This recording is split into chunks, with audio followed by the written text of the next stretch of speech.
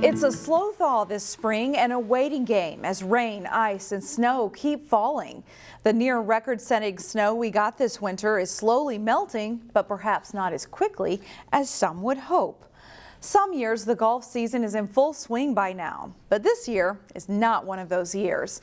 As Delane Cleveland reports, local golf courses are crossing their fingers for some cooperation from Mother Nature in the next few weeks. Technically speaking, spring began on March 20th, but try to tell that to anyone who loves golf. So far, it's a pretty rough start. And chances are that they're going to look at you funny. Minnesota, you never really know. It's all up to Mother Nature what's going to happen. Ricky Plemmel is the superintendent of the New Hope Village Golf Course. In a perfect world, the course would be open for business by April 1st. Instead, the greens are covered and the whole operation is essentially on standby. The biggest thing we need is the snow to be gone in order to have our equipment on the golf course.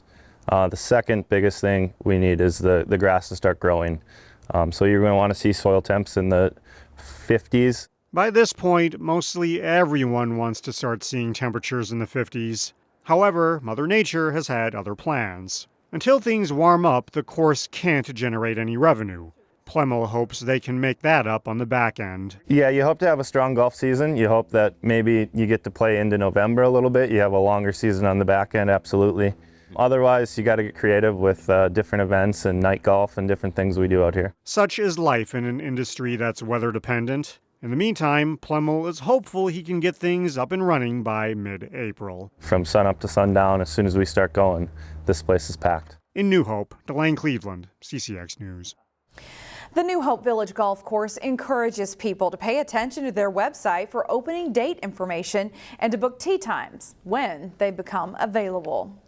When the New Hope Village Golf Course does open for the season, golfers will notice some changes as they're walking the greens.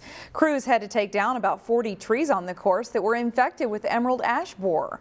Failure to remove them would have created a safety hazard, with the possibility of branches falling on golfers. While the course will have a different look, the superintendent says golfers should not notice any changes in game play.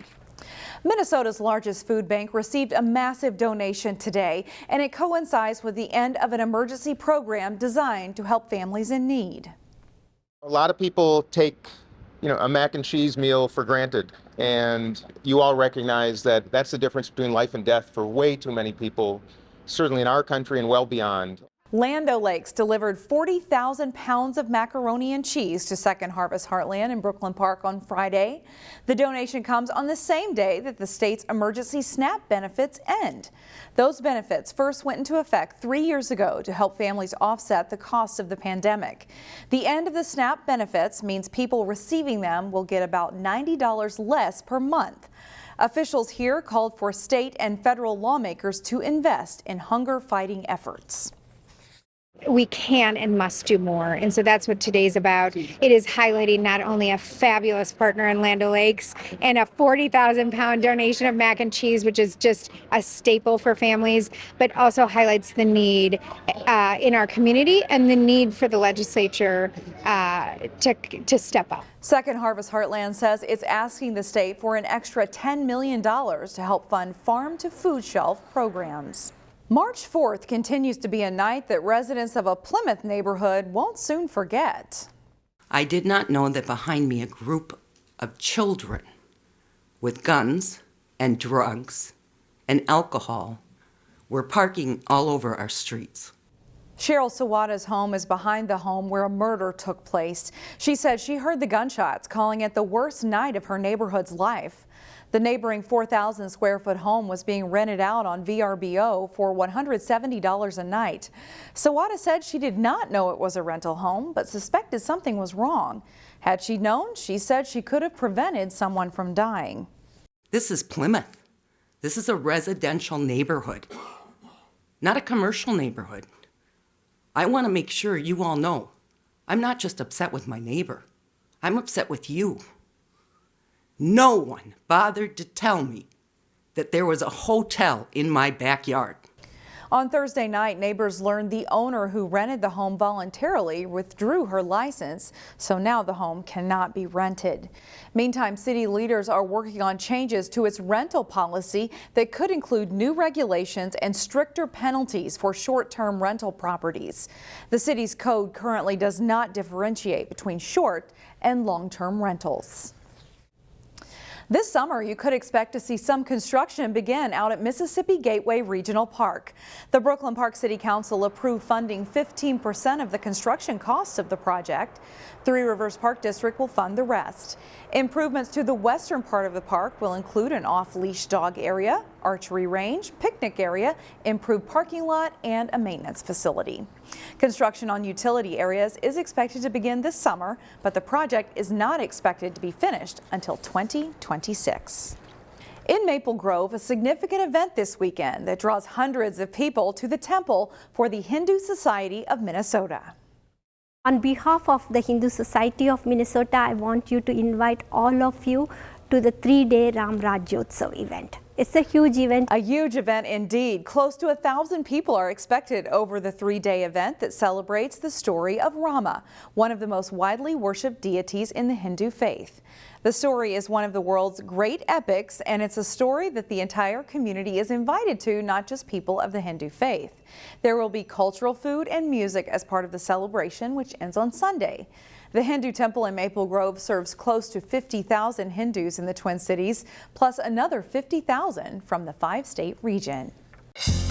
Find more local news stories at ccxmedia.org and follow us on social media.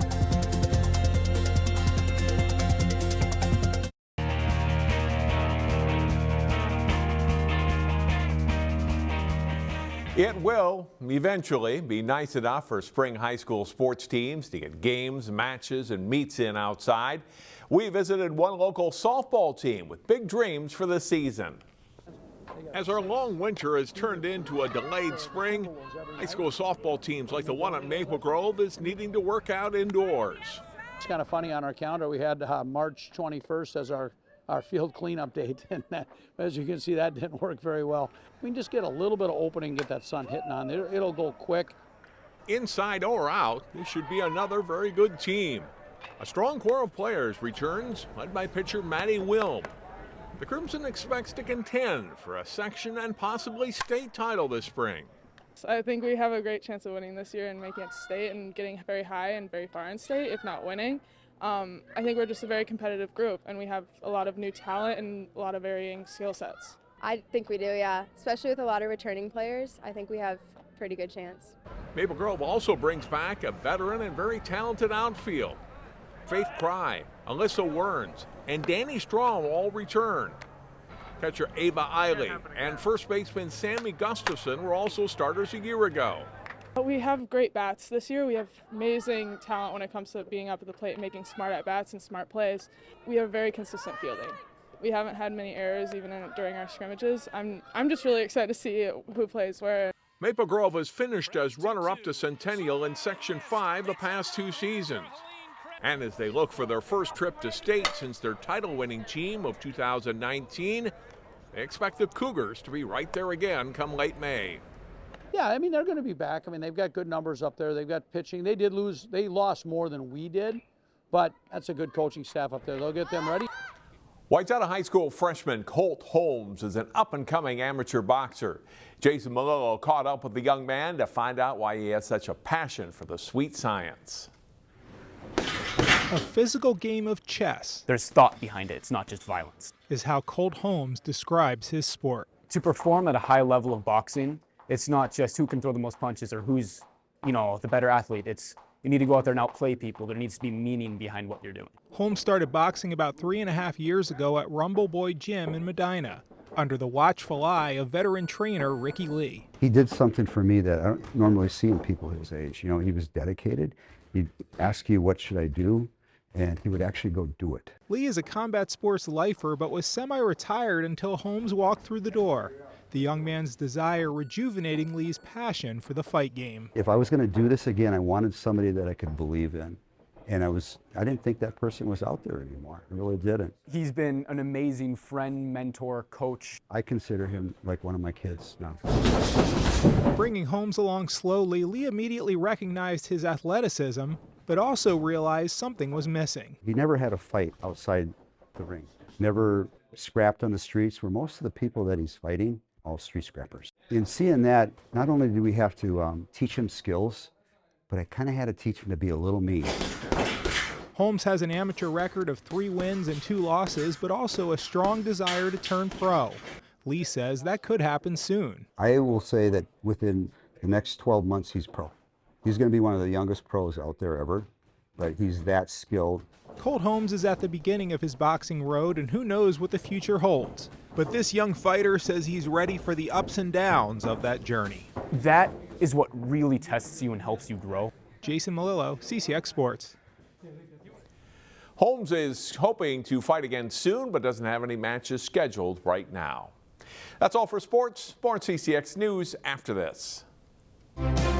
Find more prep sports games and highlights at ccxmedia.org and follow us on social media.